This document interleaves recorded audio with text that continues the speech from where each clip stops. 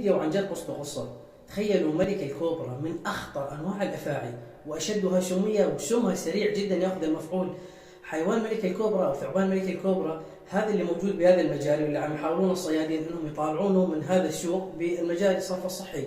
حجمه هائل جدا، يعني وكأن عمره آلاف السنين. حيوان طويل ضخم خطير جدا. حتى حيوان الكوبرا أو أفعى الكوبرا ملك الكوبرا بكل أنواعها، في الحيايا أو الثعابين نعرف أنه تلدغ بأنيابها، لكن ميزة الكوبرا عن باقي الأفاعي تستطيع أن تنفث السم، يعني ممكن تضرب الواحد بعيونه.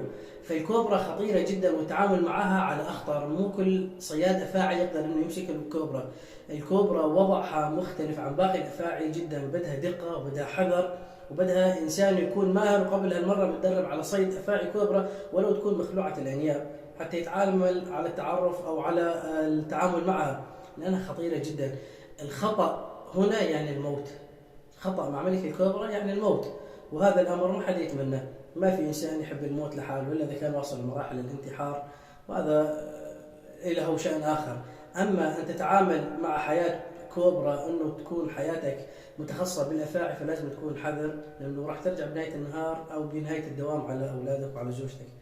فالموضوع خطير جدا، وهذه الأفعى لم أرى بحجمها وفي مدينة الأمر خطير جدا.